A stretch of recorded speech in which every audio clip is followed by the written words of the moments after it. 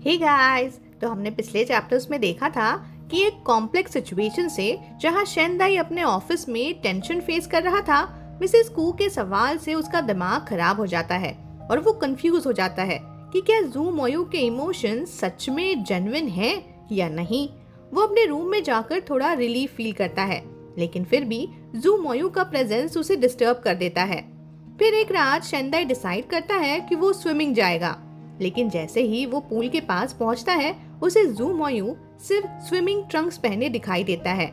ये moment awkward हो जाता है जब जू मोयू शेंदाई को टीज करता है और उनके बीच में प्लेफुल बैंटर होता है। शेंदाई का इमोशनल स्ट्रगल भी कंटिन्यू होता है और जब जू मोयू का सपोर्ट मिलता है तो वो शेंदाई को थोड़ा कंफर्ट फील होता है। पर फिर शेंदाई को अपने बॉडी के साइन से समझ आने लगता है कि वो ओमेगा है और उसका हीट साइकिल स्टार्ट हो रहा है। ये उसके लिए एक चैलेंजिंग फेस होता है और जब जू मोयू का प्रेजेंस उसकी बॉडी और इमोशंस को इंटेंस इन्फ्लुएंस कर रहा हो। एक इम्पोर्टेंट मीटिंग के दौरान शेंदाई को सबके सामने अपनी आइडेंटिटी को हाइड करने का स्ट्रगल होता है जब उनके पास में अल्फाज की डोमिनेंस होती है। जू चेंगचेंग के क्वेश्चंस उसके लिए कॉम्प्लेक्स और डिफिकल्ट हो जाते हैं, लेकिन जू मोयू की सपोर्ट से वो कॉन्फिडेंटली उनका जवाब देता है। लेकिन जब शेंदाई का कंडीशन वर्सन हो जाता है तो जू मोयू की इमोशनल साइड दिखाई देती है। जू मोयू उसकी मदद करता है और दोनों के बीच में इंटेंस फेरोमोन रिएक्शन होती है। ये मोमेंट एक इमोशनल और फिजिकल कनेक्शन बन जाता है जहां उनके बीच के इमोशंस और फेरोमोन्स फाइनली इरप्ट करते हैं, क्रिएटिंग एन इररेसिस्टिबल अट्रैक्शन। अब आगे उनकी कार फाइनली जू रेसिडेंस पहुंचती है। ओल्ड वू कार को अंडरग्राउंड पार्किंग में पार्क कर देते हैं और फिर जू मोयू शेंदाई के ऊपर अपना ओवरकोट डाल देता है। अब वो कोट खुद फेरामोन से भरा हुआ था। पर जू मोयू बिना रुके शेंदाई को सीधा लिफ्ट से ऊपर ले जाता है। शेंदाई का पूरा बॉडी अभी भी फीवरिश था और उसके एक्शंस में एक ऐसी बेचैनी थी जो उसके यूजुअल कंपोज सेल्फ से बिल्कुल अलग लग रही थी। जैसे उसके फेरोमोन्स भी जो हमेशा बहुत लाइट होते थे बट आज बहुत गहरे हो गए थे। वो अपने आप को जू मोयू के साथ चिपका रहा था, एज इफ सबकॉन्शियसली किसी फिजिकल रिलीफ से ज्यादा वो वार्मथ और कंफर्ट ढूंढ रहा हो। लिफ्ट सेकंड फ्लोर पे रुकी।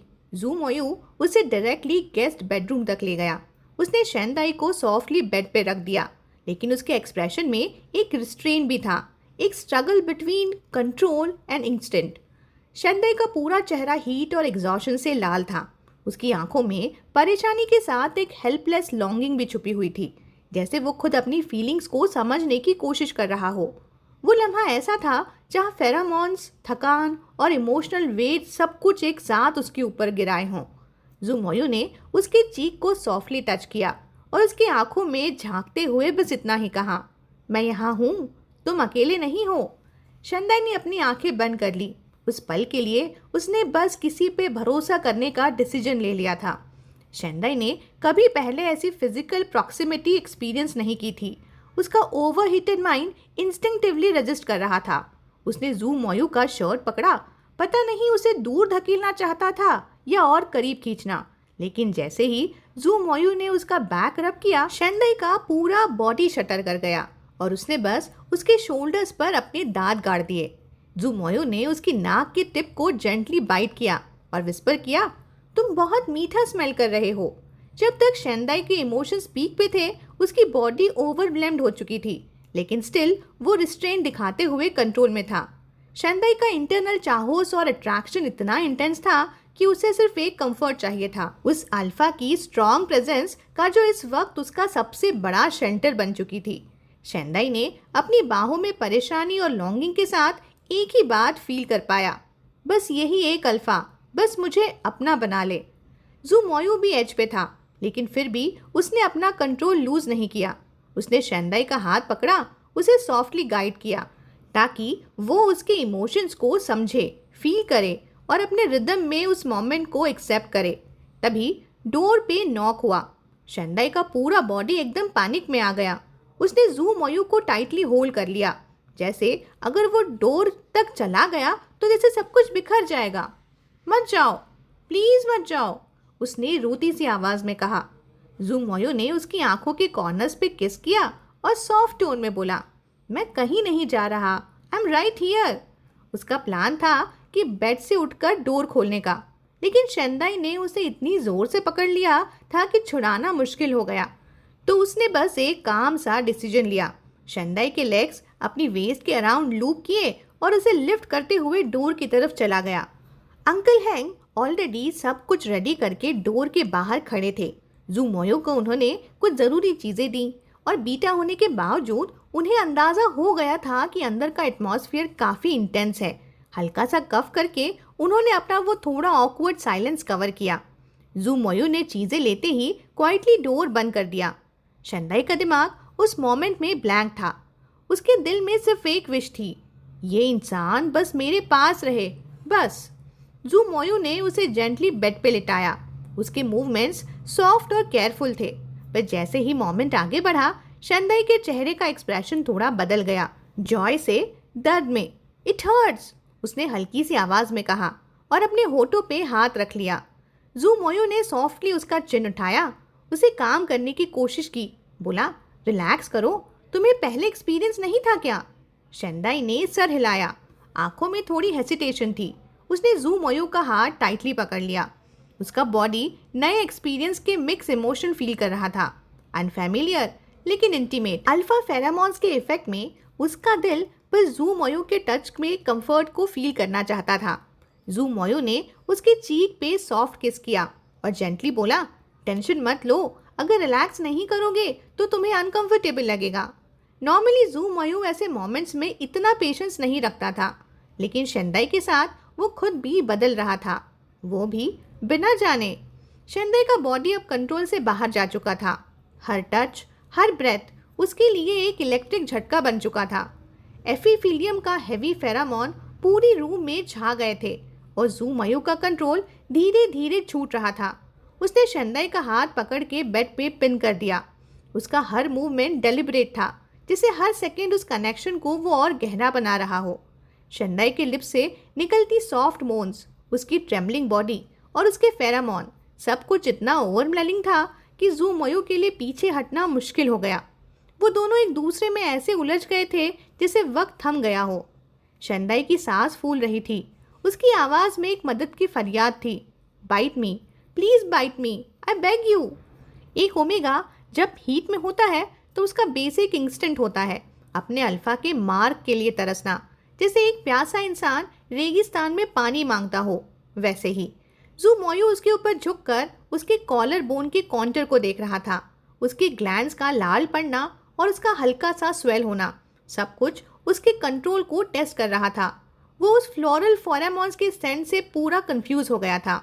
नॉर्मली जो सेंट इतना फेंट होता था, वो अब इतना स्ट्रॉन्ग हो गया था कि उसका हर सेंस ओवर पावर हो रहा था।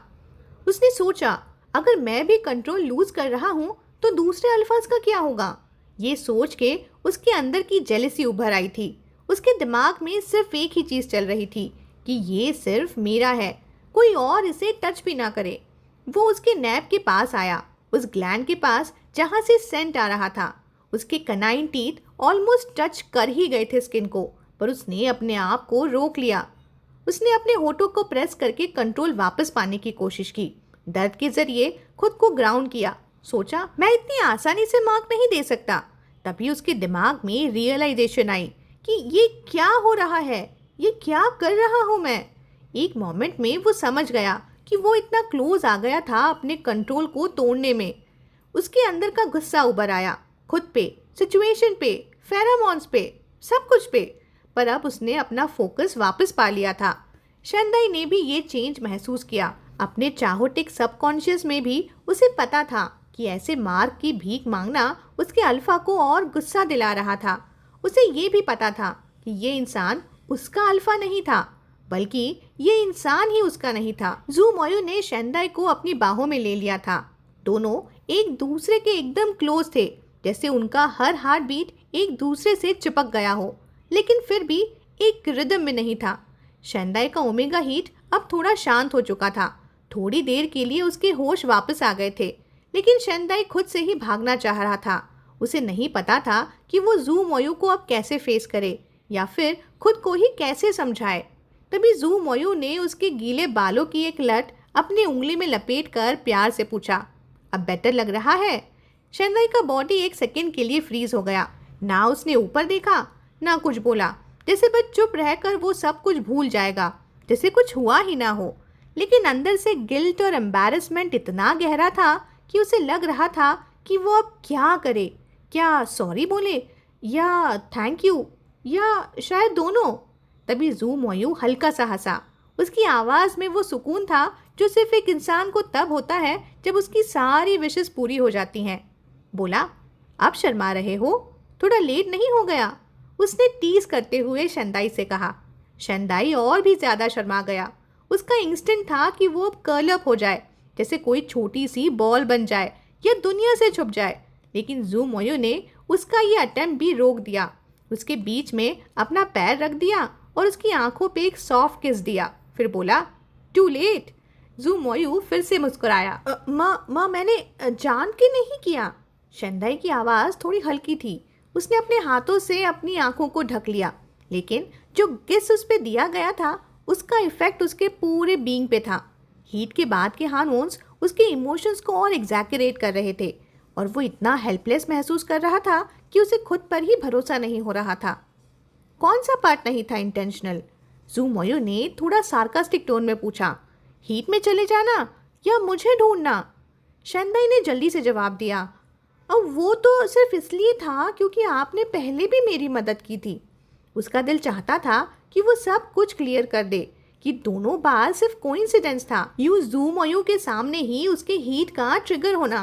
पर उसे डर था कहीं ज़्यादा एक्सप्लेन करके वो और सस्पिशियस ना लग जाए। ये सब तो जू चेंगचेंग की वजह से हुआ। फिर उसने धीरे से कहा। जू मोयो का एक्सप्रेशन तुरंत बदल गया। छोड़ो उसका नाम, उसने कोल्ड लेकिन सीरियस टोन में बोला, क्योंकि उस मोमेंट पे वो नहीं चाहता था कि जो ओमेगा अभी उसके बाहों में था वो किसी और अल्फा का नाम ले। शंदाई का दिल और टूट गया। अब तो उसे और भी ज़्यादा लगने लगा कि वो चाहे कुछ भी कहे वो गलत ही समझा जाएगा। प्रेसिडेंट जू, उसने हल्की सी आवाज़ में कहा। जू मोयो ने सॉफ्टली कहा, तुम मुझे मेरे नाम से बुला सकते हो। शंदाई एक पल के लिए साइलेंट हो गया। जू मोयो के लिए ये एक छोटी सी बात थी, लेकिन उस मोमेंट में शंदाई के लिए ये लाइन बाउंड्री के पार जाने जैसी लग रही थी। शायद उन दोनों के बीच जो हुआ था उसके बाद भी सब कुछ बदला नहीं था। जू मोयो ने उसकी पीठ पर हाथ रखा और सॉफ्टली बोला, just say it, it's okay. मोयू, शंदाई ने धीरे से कहा। ये दो सिलेबस उसके लिए किसी फ्रेशली रोस्टेड चेस्टनट जैसे थे, स्वीट लेकिन जलते हुए। जू मोयू ने बस एक छोटी सी साउंड में रिस्पॉन्ड दिया, जैसे उसके नाम से बुलाया जाना उसके लिए काफ़ी था। शंदाई ने फिर थोड़ा हेसिटेट होकर पूछा, क्या आप मुझे एक हाई एफिशिएंसी इनहिबिटर दिलवा सकते हैं? दरअसल उसके दिल में एक थॉट ये भी आया था कि जू मोयू ने पहले उसे क्लिनिक या फार्मेसी क्यों नहीं भेजा।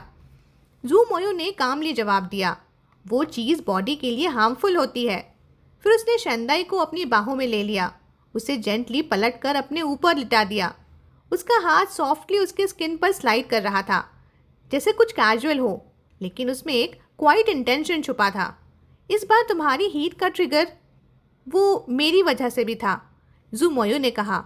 अब तुम्हारे पास मैं हूँ तो तुम्हें इनहेबिटर्स की ज़रूरत नहीं है। शंदाई ने उसकी तरफ एक शॉक्ड एक्सप्रेशन से देखा, लेकिन तुरंत अपनी नज़र हटा ली। वो एक पल के लिए समझ ही नहीं पाया कि उसने अभी क्या सुना। उसमें कुछ था जो कहने से रह गया था। हर शब्द उसे फेमिलियर लगा, लेकिन जब साथ में मिला के देखा तो मीनिंग अनक्लियर था, जैसे कोई बात है लेकिन पूरी नहीं कह गई थी। जू मोयो ने उसके लोअर बैक पे हल्का सा टैप किया, बोला, थोड़ा रिलैक्स हो जाओ। उसकी आवाज़ अब धीमी और हैवी लग रही थी। बोला, तुम खुद कर सकते हो, राइट? तभी शंदाई को रियलाइज़ हुआ जू मोयो फिर से रेडी था। खुद थका हुआ होने के बावजूद फेरामोन्स के इंटेंस इफेक्ट से वो मना नहीं कर पाया। जू मोयो उसके पास आके सॉफ्ट वॉइस में बोला, अगर अभी नहीं आता तो सीख लो, वैसे भी तुम सीखने में तो काफ़ी अच्छे हो ना, राइट? फिर उसने हल्का सा शंदाई के गले पे बाइट किया, प्लेफुल येट पॉजिटिव।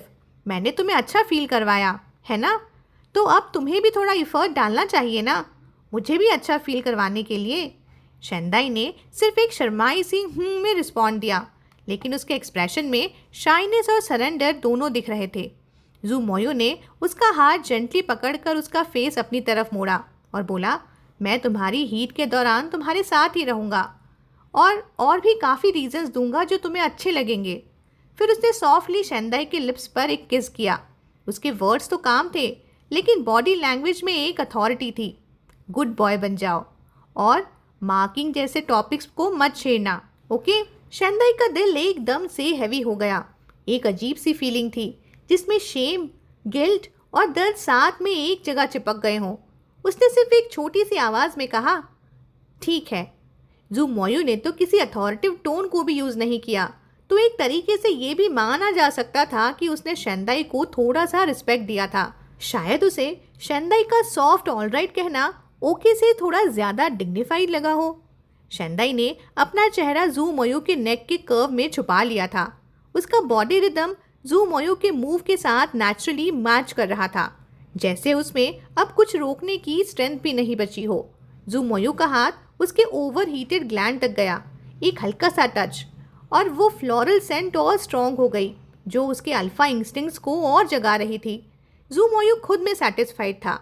शेंदाई इंटेलिजेंट था, इमोशनली स्टेबल था और लीगली उसका पार्टनर भी। उसके ऊपर से वो प्योर था और उसकी वनरेबिलिटी ने उसे और डिज़ायरेबल बना दिया था। और जब दोनों ये लाइन क्रॉस कर ही चुके थे तो जू मोयू ने सोचा, सब कुछ फेयर है, उसे मिल सकता है एक सेफ कन्वीनियंट कंपेनियनशिप और शेंदाई को भी फ़ायदा मिल ही रहा था इन हिज ओन वे।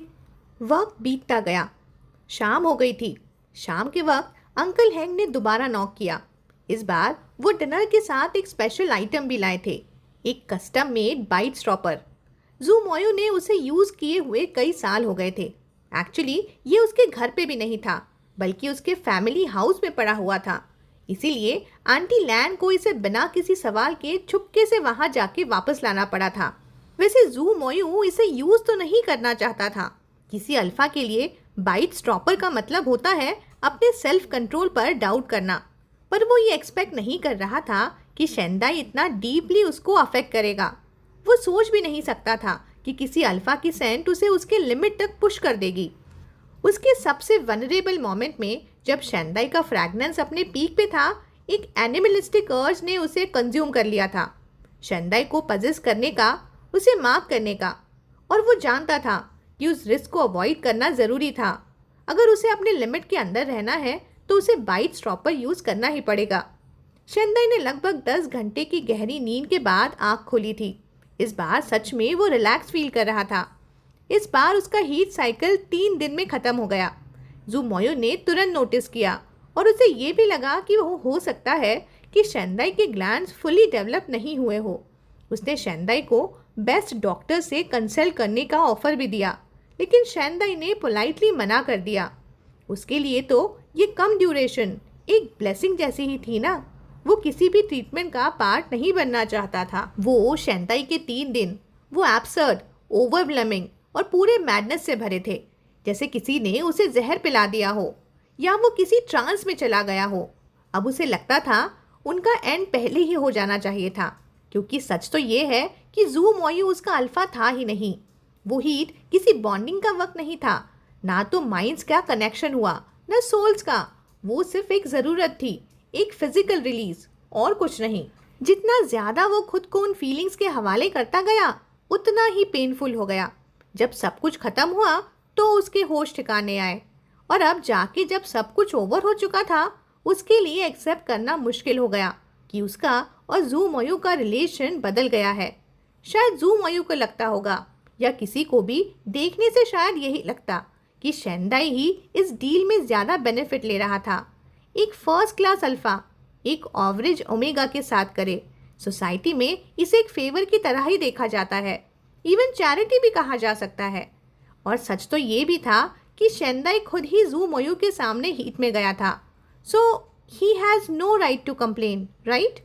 और हाँ, वो जू मोयू को पसंद करता था, लेकिन कभी उसने उसके साथ ऐसे रिलेशनशिप के बारे में इमेजिन भी नहीं किया था। और अब जब सब कुछ हो चुका है तो उसे खुशी नहीं मिली, ना सेटिस्फैक्शन, सिर्फ एक स्ट्रेंज एम्प्टीनेस थी, एक डिसअपॉइंटमेंट और डर। पहली बार जब से जू मोयू ने उसे बचाया था, उसकी शादी के पहले, शेंदाई उसे बस एक आसमान की तरह देखता था, एक ऐसे लव की तरह जो पूरा न भी हो तो भी दर्द नहीं देता। जैसे लोग चांद की बस तारीफ करते हैं लेकिन कभी उसे छू लेने का सपना नहीं देखते। लेकिन अब जब उसके नेम्स एक ही रेड बुकलेट में लिखे गए हैं और जब वो एक ही घर में रह रहे हैं, एक ही कार में ऑफिस जाते हैं, जब वो एक दूसरे के टच, वर्ड्स और प्रेजेंस के आदी बन गए, तो सब कुछ चेंज हो गया। और जितना उसे मिला उतनी उसकी ग्रीड बढ़ती गई। वो समझ गया था कि इंसान की ये कमी होती है, लेकिन फिर भी उसका दिल नहीं रुका था। इसीलिए उसने सोचा था कि अपनी फीलिंग्स को कंट्रोल में रखेगा, खुद को एक स्ट्रॉन्ग वॉल के पीछे लॉक कर देगा। और उसे ये उम्मीद थी कि वक्त के साथ सब फीलिंग्स फेड हो जाएंगी। लेकिन अब जब सब कुछ खत्म हो गया, वो वॉल्स गिर गई थीं और अब उसे और चाहिए था, बहुत ज़्यादा चाहिए था। लेकिन जो चाहिए था वो चीज़ थी जो जू मोयू कभी नहीं देगा। और अब उसका खुद का लॉजिक उसे वॉर्न कर रहा था, don't chase what you can't have. अगर उसने अपनी दिल की बात सुननी शुरू कर दी तो वो डिज़ायर उसका खुद का इनर डीमन बन जाएगा, और वही उसके डर की वजह भी थी। सीन शिफ्ट होता है अगले दिन। वर्क प्लेस में जब ओमेगा हीट में होते हैं तो उन्हें लीगली 7 दिन की छुट्टी मिलती है। वैसे तो शेंदाई का हीट यूजुअली पहले ही ख़त्म हो जाता था, लेकिन वो हमेशा इंश्योर करता था कि पूरी तरह से रेस्ट हो जाए तभी वापस ऑफिस जाए। लेकिन इस बार वो 1 मिनट भी उस कमरे में नहीं रुक सकता था जहां अभी भी अल्फा फेरामोन्स की हैवी स्मेल चिपकी हुई थी। वो तुरंत अपने ग्रैंड मदर के पास चला गया। वहां 1 दिन के रेस्ट के बाद शेंदाई ने तुरंत रियल एस्टेट एजेंट से अपॉइंटमेंट फिक्स किया। एजेंट ने उसके रिक्वायरमेंट के हिसाब से कुछ फ्लैट्स दिखाए। शेंदाई ने 2 ऑप्शन शॉर्टलिस्ट भी किए और प्राइस नेगोशिएशन उस एजेंट पे छोड़ दिया। उसका सिंपल प्लान था, अगर प्राइस बजट में हो गया तो डील जल्दी से क्लोज करनी है। 2 महीने में बस बेसिक रिनोवेशन, थोड़ी सॉफ्ट फर्निशिंग्स खरीदने हैं और फिर न्यू ईयर के पहले अपनी ग्रैंड माँ को नई जगह शिफ्ट करना है। और हर बार जब भी वो अपने बैंक बैलेंस पे नजर डालता, एक ही बात बार बार याद दिलाता खुद को कि जू मोयू सिर्फ उसका बॉस है, उससे ज्यादा एक्सपेक्टेशन नहीं रखना, सिर्फ ग्रैटिट्यूड। और सच तो ये था, जब उसने यू जिंग्यू से यू बायुए की जगह लेने का डील किया था, तभी उसने मेंटली प्रिपेयर कर लिया था कि बॉडी सेल करनी पड़ेगी। और अगर जू मोयू जैसे अल्फा के साथ हो रहा था तो वो तो वैसे भी एक गुड डील ही थी। उसने भी प्लेजर फील किया था, और जो उसका ये दुख था वो सिर्फ उसका पर्सनल इशू था। जू मोयू का इससे कोई लेना देना नहीं था। इस तरह सोचने से उसका पेन थोड़ा मैनेजेबल हो जाता था। एजेंट भी काफ़ी एफिशिएंट निकला। शेंदाई के वेकेशन के लास्ट दिन पे ही फ्लैट ओनर से डील फाइनल हो गई। अब बस पेपर वर्क ही बचा था। उसे लगा जैसे एक बहुत बड़ा बोझ उतर गया। अपनी दादी को एक बेटर सेफ होम देना उसके लिए एक बड़ा रिलीफ की बात थी। सीन शिफ्ट होता है शेंदाई के ऑफिस में। ऑफिस वापस आने के पहले दिन ही कलीग्स ने एक एक करके उसकी हालत पूछना स्टार्ट कर दिया था। सबको पता था कि स्टेज पे फेरामोन्स का कुछ सीन हुआ था और उसके बाद शेंदाई ने कुछ दिन की छुट्टी ली, लेकिन रियल रीज़न किसी को भी नहीं पता था, और कैसे ठीक हुआ वो तो बिल्कुल भी नहीं। लेकिन ऑब्वियसली उन सबका कंसर्न थोड़ा क्यूरोसिटी वाला था। एक यंगर फीमेल कलीग जो बिल्कुल भी शाय नहीं थी, उससे डायरेक्टली पूछ बैठी, सीनियर शेन, सुना है प्रेजेंटेशन के बाद आप टॉयलेट में फेंट हो गए थे और आपको जू मोयू लेके गए थे हॉस्पिटल। दूसरी ने बोला, अरे मुझे तो लगा वो यान मिंगज्यू थे। शेंदाई कामली बोला, वो तो प्रेसिडेंट यान का बॉडीगार्ड था, और वैसे भी मैं फेंट नहीं हुआ था, बस मुझे थोड़ा अनकंफर्टेबल फील हो रहा था। एक्चुअली कुछ दिनों से ज़्यादा काम कर रहा था ना, तो बस छुट्टी ले ली। और इस सिंपल से क्लैरिफिकेशन के बाद जो गॉसिप की फ्लेम जल रही थी ऑफिस में, उस पर एकदम से ठंडा पानी डाल दिया गया। लोग थोड़े डिसअपॉइंटेड ज़रूर थे, पर जल्दी ही चुप हो गए। लेकिन चैंग जिमाई इजीली जाने वालों में से नहीं थी। उसने शेंदाई का हाथ पकड़ा और घूर के बोला, सच सच बताओ, क्या रियली वो बॉडीगार्ड था? किसी ने तो बोला कि उन्होंने अपनी आंखों से क्राउन प्रिंस को देख लिया था। शेंदाई ने थोड़ा सा स्माइल किया और बोला, नहीं रे, सच में नहीं। पब्लिक में तो अल्फाज और ओमेगास को डिस्टेंस रखना पड़ता है ना। जू मोयू ऐसा कैसे कर सकता है? बॉडीगार्ड ही था। उसने उसे मीटिंग रूम की तरफ खींचते हुए बोला, चलो प्रोफेसर के साथ मीटिंग है ना, थोड़ा सीरियस हो जाओ अब। चेंगजी माई ने उसे एक ऐसी लुक दी जैसे कह रही हो, TCH क्या वेस्ट हुआ गॉसिप का। लंच ब्रेक के बाद शेंदाई और चेंगजी माई ने प्रोफेसर के साथ एक वीडियो कॉन्फ्रेंस ज्वाइन किया। प्रोफेसर ने शेंदाई की प्रेजेंटेशन की खूब तारीफ की और बताया कि हायर अप से भी काफ़ी पॉजिटिव फीडबैक आया है। साथ ही ये भी कहा कि जू चेंगचेंग का अननेसेसरी ड्रामा उसके पर्सनल इश्यूज हैं और प्रोजेक्ट पे उसका कोई असर नहीं पड़ेगा। ये सुन के शेंदाई को काफ़ी रिलीफ मिला। कम से कम प्रेजेंटेशन के लिए जो उसने दिन रात की मेहनत की थी वो बेकार नहीं गई। लंच ब्रेक में दोनों कैफेटेरिया तक जाने के लिए काफ़ी लेजी फील कर रहे थे, तो उन दोनों ने जूनियर से ही लंच मंगवा लिया। जाओलैंड जो एक इंटर्न जूनियर था, लंच के साथ एक छोटी सी सरप्राइज भी ले आया। एक फेमस डेजर्ट शॉप से 2 डबल बॉइल्ड पियर डेजर्ट्स। सीनियर, ये आपके राइस बॉल, उसने नीटली पैकेट्स रखते हुए बोला। शीजे, ये आपके नूडल्स और ये पियर डेजर्ट दोनों के लिए। सुना है सर्दियों में लंग्स के लिए अच्छा होता है और ये शॉप भी काफ़ी पॉपुलर है। चेंगजी माई डेजर्ट देखते ही खिल उठी, बोली, अरे थैंक्स, हर बार लाइन देख के मैं तो वापस ही मुड़ जाती हूँ। जाओलैंड थोड़ा मॉडेस्टली बोला, आज लाइन ज़्यादा नहीं थी। फिर उसने एक बार शेंदाई पर नज़र डाली और बोला, सीनियर शेन, आपको ज़्यादा ही पतले लग रहे हो, थोड़ा एक्स्ट्रा खा लीजिए। शेंदाई ने हल्का सा स्माइल किया और बोला, थैंक्स, कितने हुए, मैं पैसे ट्रांसफ़र कर देता हूँ। जाओलैंड ने हंसते हुए कहा, नहीं नहीं, रहने दीजिए, आप लोग तो वैसे भी इंटर्न्स को ट्रीट करते ही रहते हो। शेंदाई ने ऐड किया कैजुअली और बोला, अरे तुम लोग की सैलरी इतनी कम होती है, ये छोटी छोटी चीज़ें हम ही ले लेते हैं। फिर थोड़ा सॉफ्ट टोन में बोला, नेक्स्ट टाइम मेरे लिए मत लाना, मुझे मीठा ज़्यादा पसंद नहीं है। जाओलैंड ने स्माइल किया, लेकिन उसकी आंखों में हल्का सा डिसअपॉइंटमेंट दिख रहा था। बोला, ठीक है, तो चलिए आप लोग एंजॉय करो, और वो क्वाइटली वापस चला गया। चेंगजी माई ने डेजर्ट का कंटेनर खोला और एक गरम मीठा पियर सूप का स्पून लेके एग्जैगरेटेड स्टाइल में लिप स्मैक किया। वाह, ये तो सीरियसली अमेजिंग है। बर्ड्स नेस्ट भी हैं अंदर।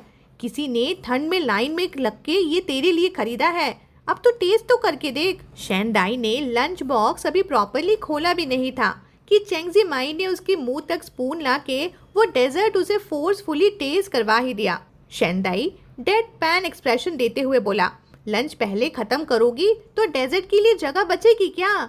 चेंगजी माई मुंह में खाना भर के बोली, नॉनसेंस, पियर सूप का अलग पेट होता है। शेंदाई ने पियर डेजर्ट का एक और सिप लिया और कैजुअली बोला, इट्स रियली गुड, ज़्यादा मीठा भी नहीं है। फिर थोड़ा स्कार्किज्म ऐड करते हुए बोला, लेकिन इसके लिए लाइन में लगना थोड़ा ओवर नहीं है?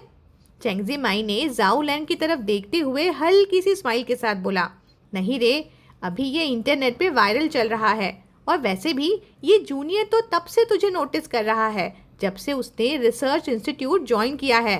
नॉट बैड टेस्ट, हाँ?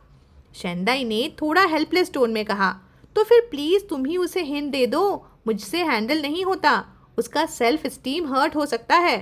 चेंगजी माई ने इंस्टेंटली बोला, हैंडल क्या करना है, बंदा बुरा नहीं है, हाइट भी अच्छी है और फेस भी डिसेंट और ग्रेड्स भी टॉप के हैं। साइंटिस्ट के अल्फा थोड़े बोरिंग ज़रूर होते हैं, लेकिन क्यूट भी तो होते हैं। शेंदाई ने पॉइंट आउट किया, अरे वो मुझसे काफ़ी साल छोटा है। तो क्या हुआ, अगर उससे प्रॉब्लम नहीं है तो तुझे क्यों है?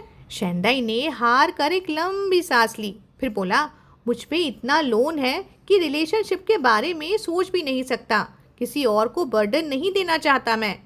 चेंगजी माई ने घूरती हुई लुक के साथ बोला, अदाई सीरियसली सुन मेरी बात, पहले तो ये पैसा तुम्हारा लोन नहीं है, ये तुम्हारे पापा का बर्डन है। और दूसरी बात, अगर मान भी ले कि तुम पे लोन है, तब भी जिंदगी जीनी तो पड़ती है ना। शायद कोई हो जो तुम्हारे साथ ये स्ट्रगल भी शेयर करना चाहता हो। पिछले कुछ सालों में तुमने कितने लोगों को अवॉइड किया सिर्फ इसी वजह से। कब तक ये गिल्ट लेके जीते रहोगे? हाँ, शेंदाई ने कामली जवाब दिया, कोई भी नॉर्मल इंसान नहीं चाहेगा किसी ऐसे इंसान से प्यार करना जिसका लोन करोड़ों में हो, और मैं खुद नहीं चाहूँगा किसी को ये बर्डन दूँ, तुम समझती हो ना?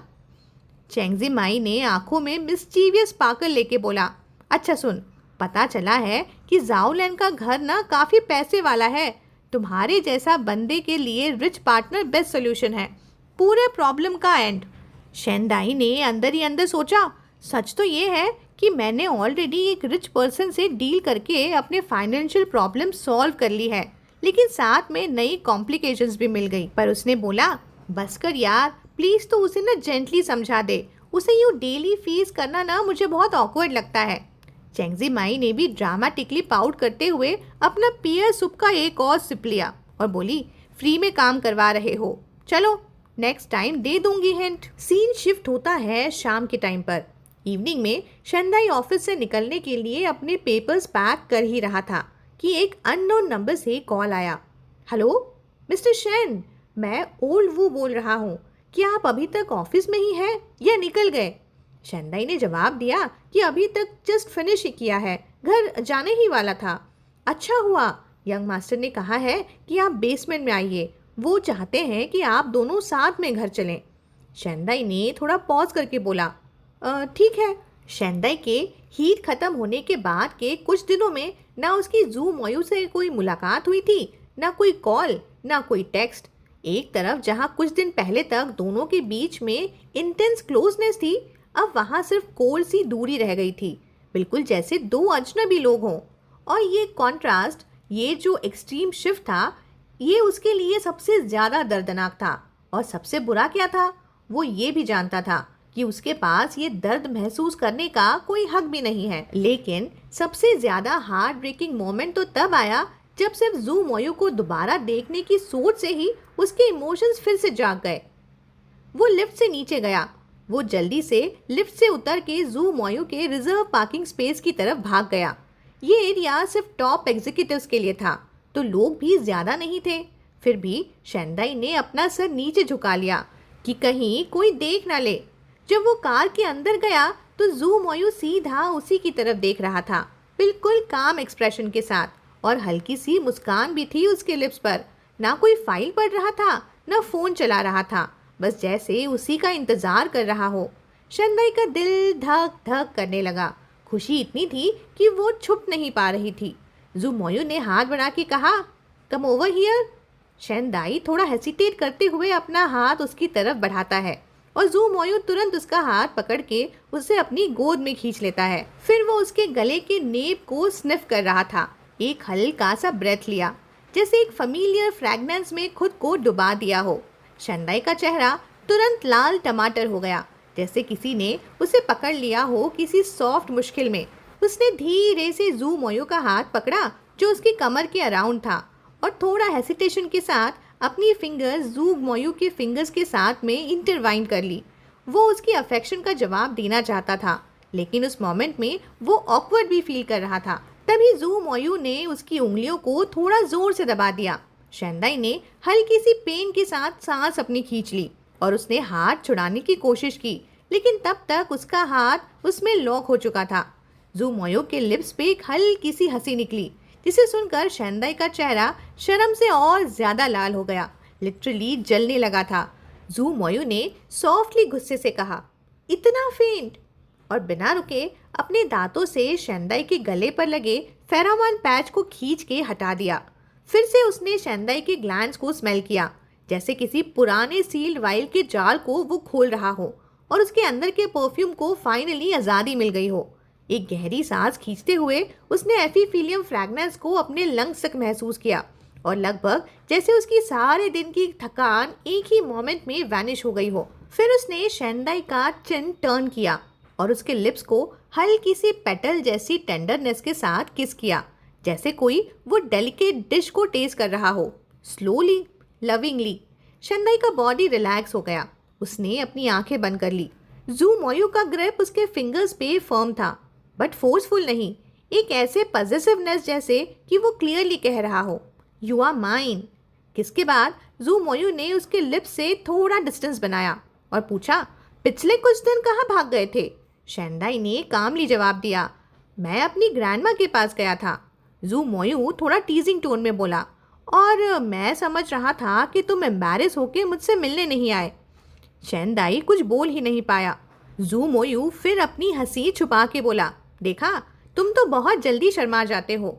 शेंदाई ने बोला, प्रेसिडेंट जू, वो मैं रॉन्ग।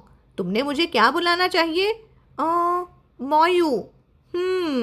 उसने शेंदाई के सॉफ्ट हेयर को जेंटली स्ट्रोक किया और थोड़ा डिसअपॉइंट होकर कहा, हीट के दौरान तुम बहुत ज़्यादा ईगर थे। शेंदाई ने अपना एम्बैरेसमेंट छुपाने की कोशिश की और बोला, वो सिर्फ हीट की वजह से था। उस वक्त मैं थोड़ा ज़्यादा। ज़्यादा क्या? जू मोयू उसके कान के पास झुक गया और बोला, ज़्यादा शेमलेस। वैसे मुझे तुम वैसे ही पसंद हो। शेंदाई का मन हुआ कि वो तुरंत कार से ना उड़ के बाहर भाग जाए। जू मोयू ने उसकी बैक के स्पाइन तक अपना हाथ ग्लाइड किया और एक लेजी सेडक्टिव वॉइस में बोला, थोड़ा इनिशिएटिव लेना सीख लो। तुम्हें थोड़ा स्पॉइल बनना आता है ना? शेंदाई ने झिझकते हुए जवाब दिया, मैं सीख सकता हूँ। जू मोयू हंसी रोक के बोला, ये भी सीखना पड़ता है क्या? तुम तो ओमेगा हो ना, ये सब तो इंस्टिंक्ट में होता है ना, राइट? शेंदाई ने तेजी से अपनी आंखों को ब्लिंक करते हुए कहा, शायद मैं बस अभी इसकी आदत में नहीं हूँ। जू मोयू ने उसके चीक पर सॉफ्टली किस करते हुए बोला, तो सीख लो फिर। मुझे खुश रखना सीखना होगा, जैसे कि जब मैं पास हूँ तो मुस्कुराना, थोड़ा इनिशिएटिव लेना, थोड़ा स्पॉइल बिहेव करना, थोड़ा क्यूट एक्ट करना, और हाँ, बातचीत भी। लेकिन जब मैं काम कर रहा हूँ तब तुम्हें मेरे मूड को समझना होगा। उसकी किसेस धीरे धीरे नीचे उतरने लगी, शेंदाई के ग्लैंड्स के आसपास के एरिया को सर्कल करते हुए बोला, और जब मुझे तुम चाहिए हो तब तुम्हें पूरी तरह से शेमलेस बनना होगा। और ये कहकर उसने शेंदाई के गले के पास सॉफ्ट बाइट ले ली। शेंदाई का पूरा बॉडी शटर कर गया। उसने अपने शोल्डर्स थोड़े से खींच लिए, लेकिन फिर से एक पॉज के बाद उसने जू मोयू को हक कर लिया और उसकी ब्रॉड चेस्ट में अपना फेस छुपा दिया। अगर वो जू मोयू के वर्ड्स को सही समझ रहा था तो इसका मतलब था कि उसे प्लीज़ करना सीखना होगा। प्लीज़, ये वर्ड सुनने में सिंपल लगता है, लेकिन इसमें इक्वालिटी नहीं थी, सिर्फ एक साइटेड फेवर जैसा था, जिसे एक बंदा दूसरे की खुशी जीतने के लिए पूरी कोशिश कर रहा हो। और जब जू मोयू ने बोला था कि तुम्हें मुझे प्लीज़ करना होगा, उसका टोन में कुछ ऐसा था जैसे वो एक्सपेक्ट कर रहा हो कि ये सब नेचुरली ही मिलेगा। फिर जू मोयू ने स्माइल किया और बोला, गुड बॉय, अच्छा काम करोगे तो रिवॉर्ड भी मिलेगा। उसकी आवाज़ में एक सटल सा सॉफ्टनेस था। जब उसने फिर कहा, तुम्हारी ग्रैंड माँ बीमार है ना, स्टेज 2 कैंसर, और सर्जरी भी होने वाली है ना उनकी। शेंदाई एकदम से कंफ्यूज हो गया। उसने जू मोयू को वाइड आई करके देखा। हॉस्पिटल का खर्चा, surgery, post operative care, chemo और मेडिसिन मैं सब हैंडल करवा दूंगा, तुम्हारे कॉन्ट्रैक्ट के बाहर दिए गए सर्विसेज के बदले। उस मोमेंट में शेंदाई के दिल में इमोशंस का एक प्रॉपर स्टॉर्म सा आ गया था। वो कुछ बोलना चाहता था पर उसके वर्ड्स गले में ही अटक गए थे। बहुत देर तक सिर्फ साइलेंस रहा। फिर उसने धीरे से कहा, थैंक यू। वो थैंक यू ना ग्रैटिट्यूड था ना रिलीफ, बस था तो एक हेल्पलेस सा विस्पर। क्योंकि कोई भी बंदा अपनी हर ज़रूरत के लिए उस इंसान का एहसान नहीं लेना चाहता जिसके लिए वो खुद इमोशनल हो, खासकर जब वो इंसान तुम्हारा दिल तोड़ सकता है। शेंदाई के लिए दुनिया में कई चीज़ें थीं जो उसके डिग्निटी से भी ज़्यादा इम्पॉर्टेंट थी, और उनमें से सबसे ऊपर था उसका परिवार। जू मोयू ने बस एक हल्की सी स्माइल के साथ जवाब दिया, यू आर वेलकम। जू मोयू को कंट्रोल करने का आर्ट काफ़ी अच्छे से आता था। उसकी फिलॉसफी सिंपल थी, हर रिश्ता सिर्फ एक ट्रांजैक्शन है। जैसे मैटर के बीच एनर्जी का कन्वर्सेशन होता है, वैसे ही लोगों के बीच होता है give and take. Minimum effort में मैक्सिमम फ़ायदा चाहिए सबको। पूरे कार राइड के दौरान दोनों के बीच सॉफ्ट सी इंटीमेसी बनी रही। कार से उतरते वक्त भी उस हवा में वो एम्बिग्यूअस फील बना हुआ था, लेकिन जू मोयू ने ड्राइवर और हाउसकीपर की प्रेजेंस को लेके बिल्कुल भी ऑकवर्डनेस फील नहीं किया। सब लोग अपना काम कर रहे थे जिसे कुछ हुआ ही नहीं, और शेंदाई ने भी वही किया, क्योंकि जो होना था वो तो ऑलरेडी हो ही चुका था। अब क्या बचा था प्रिटेंड करने के अलावा। पिछले 3 महीने से जू रेसिडेंस में रहने के बावजूद ये सिर्फ दूसरी बार था जब शेंदाई ने जू मोयू के साथ डिनर टेबल पे डिनर किया था। डिनर के दौरान जू मोयू ने रिसर्च इंस्टीट्यूट से रिलेटेड कुछ काम की बातें पूछी, और ये टॉपिक जैसे ही आया शेंदाई तुरंत अपनी कंफर्ट जोन में आ गया था। कॉन्फिडेंटली जवाब देता रहा। जैसे ही डिनर खत्म हुआ, जू मोयू कैजुअली टेबल से उठते हुए बोला, मैं डिनर के बाद तुमसे मिलने आता हूँ। न ज़्यादा सॉफ्ट न ज़्यादा बोल्ड, बस एक बंदे का टोन जैसे अपने एरिया को वो पूरी तरह कंट्रोल कर रहा हो। लेकिन इससे शेंदाई का तो पूरा इंटरनल सिस्टम ही हिल गया था। वापस अपने रूम में आके उसने काफ़ी पेजेस फ्लिप किए, मतलब ऑफिस के काम वाले, जो उसे बिल्कुल समझ में भी नहीं आ रहे थे। लेकिन कम से कम उसका एंग्जाइटी ज़रूर थोड़ा कंट्रोल में आ गया था।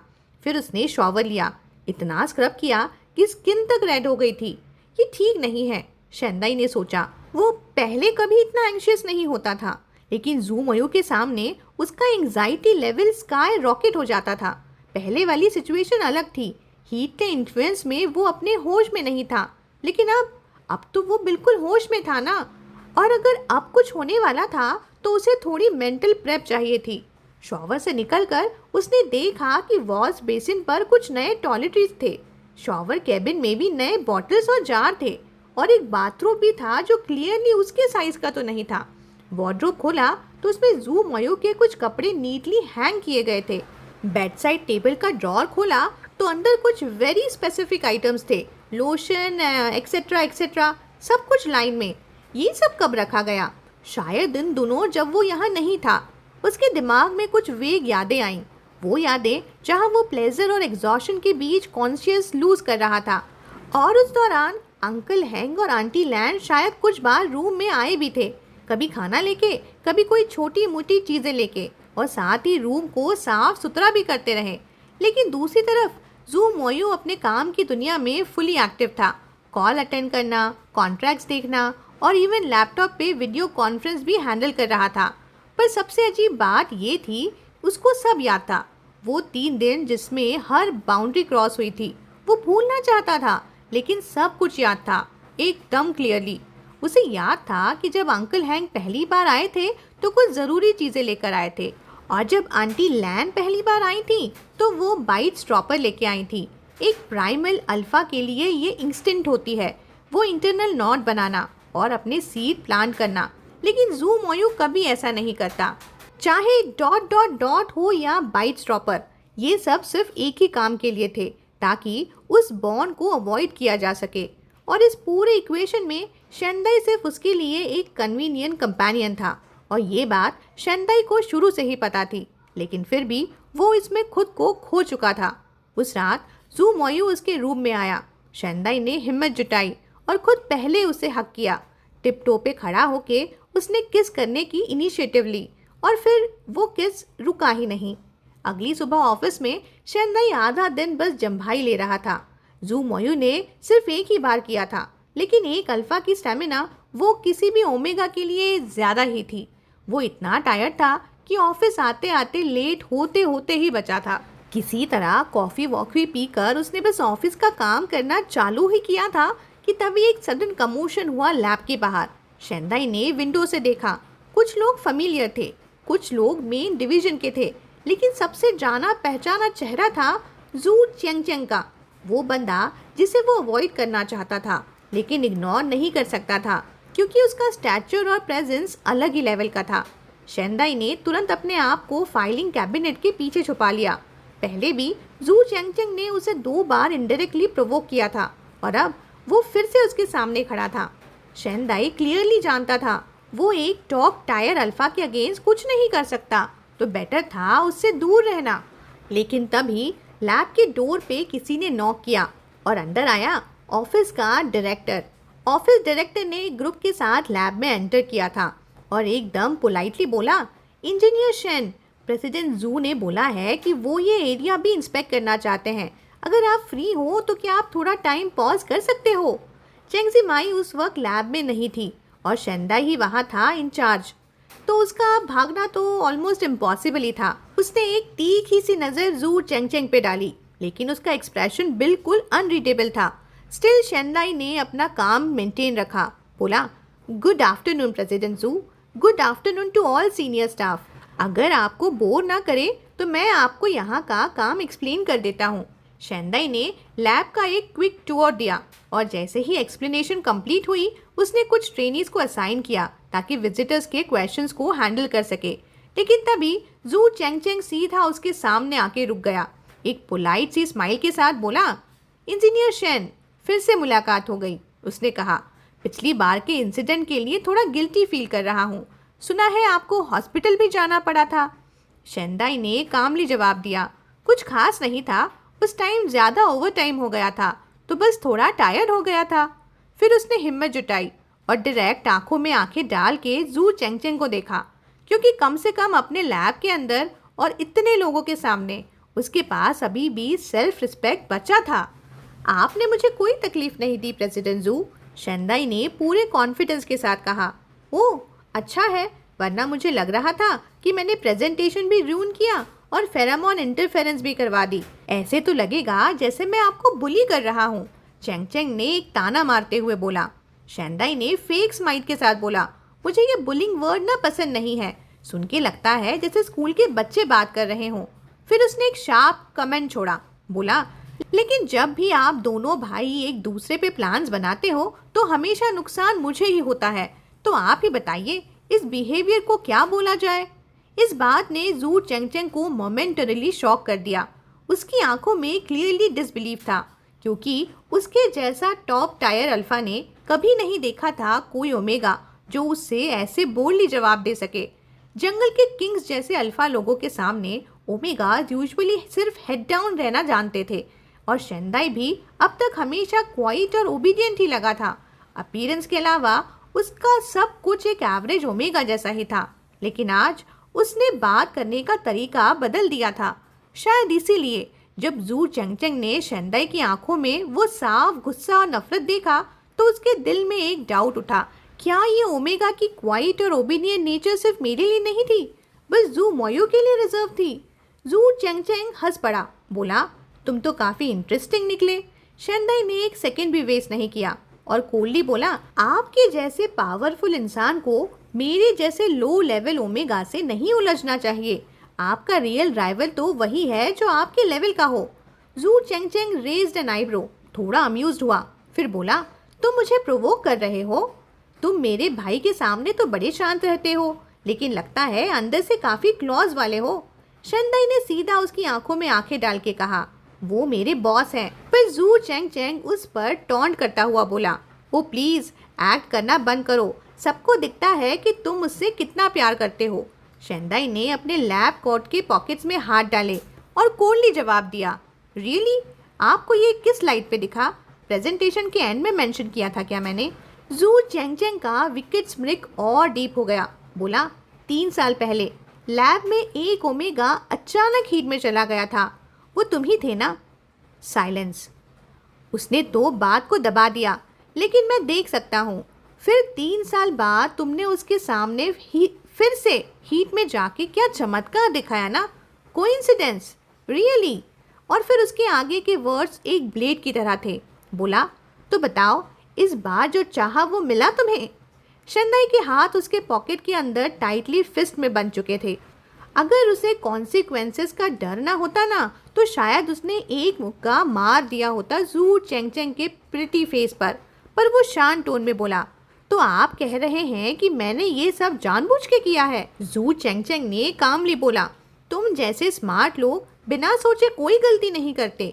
Back to back coincidences, sounds like fate, हाँ?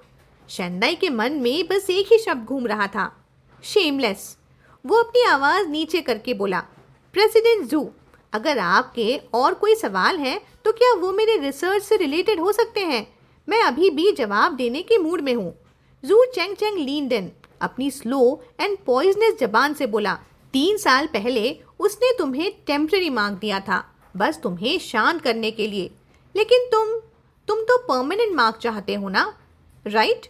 शेंदाई के एक्सप्रेशन शिफ्ट होने लगे, पर उसने गुस्सा कंट्रोल किया। जू चेंगचेंग आगे बोला, क्या हर ओमेगा परमानेंट मार्क नहीं चाहता? पर ये तो बता दूं कि जू मोयू तुम्हें कभी नहीं देगा। शेंदाई ने एक फेक स्माइल ट्राई की, लेकिन वो स्माइल उसकी लिप्स तक नहीं पहुंच रही थी। क्या वो मार्क सिर्फ स्टेटस और एसेट राइट्स के लिए होता है? कहीं ओमेगास के लिए वो एक कमिटमेंट होता है, like I choose you, like एक चुटकी सिंदूर की कीमत तुम क्या जानोगे चैन बाबू। बट अल्फाज लाइक जू चेंगचेंग, उनके लिए मार्क सिर्फ एक स्टैम्प होता है, सिर्फ एक बायोलॉजिकल कॉन्ट्रैक्ट, फीलिंग्स का कोई लेना देना नहीं। और फिर वो लाइन आई, आई कैन हेल्प यू। शेंदाई की सारी बॉडी लैंग्वेज टेंस हो गई। वो फिर बोला, मैं तुम्हारी मदद कर सकता हूँ जू मोयू से मार्क पाने में। हे गाइस, तो आई होप आपको आज का एपिसोड भी ज़रूर पसंद आया होगा। अगर पसंद आया हो तो लाइक और कमेंट ज़रूर करके जाना। आपके कमेंट्स और लाइक्स देख के मुझे और मोटिवेशन मिलती है, तो ज़रूर करना। ओके, तो जल्दी ही मिलती हूँ अगली वीडियो में। Good night.